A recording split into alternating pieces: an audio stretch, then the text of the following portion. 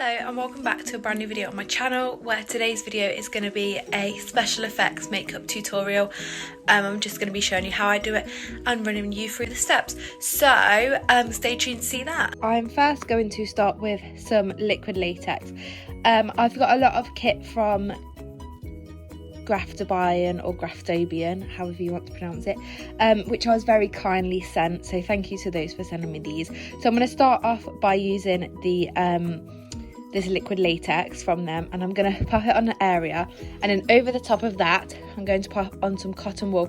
This will give like a texture, like a skin like texture underneath, and it's going to make the wound look a lot deeper. So I'm just going to start by putting some around this area, just stippling that on with a sponge now, just where I want to stick my cotton wool.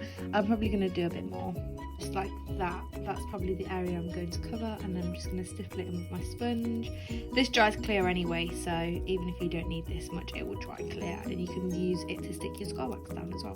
So I'm just going to stipple that in, and I'm going to take my cotton wool and place it over the top, and then once that's on, I'm just going to use a bit more liquid latex just to stipple it over the top, just to keep it in place.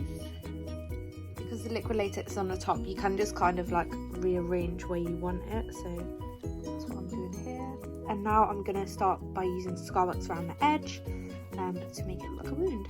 Rolling out my scar wax into like a little worm shape, and then I'm just pressing it on around the wound, and I'm just going to do the same on the other side. Both sides of the wound with scar wax. I'm just going to start to blend it out. Now that the scar wax is all blended out, I'm going to start colouring the wound with some IPA and a IPA activated palette. I am colouring the wound using an alcohol activated palette, and I'm just trying to add like quite a few different colours around the edges, just around the edge, just to make the skin look quite what's the word, like irritated and just like damaged skin. So a lot of redness and just a lot of colour around the edge, just to make the skin look very like hurt, if that makes sense.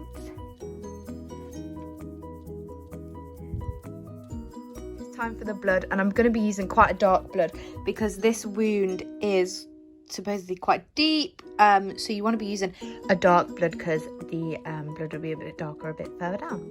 Now that I've added the blood into the inside of the wound, you might just want to agitate the cotton wool a bit, just to, you know, give the more like broken skin and like bits fat under the skin.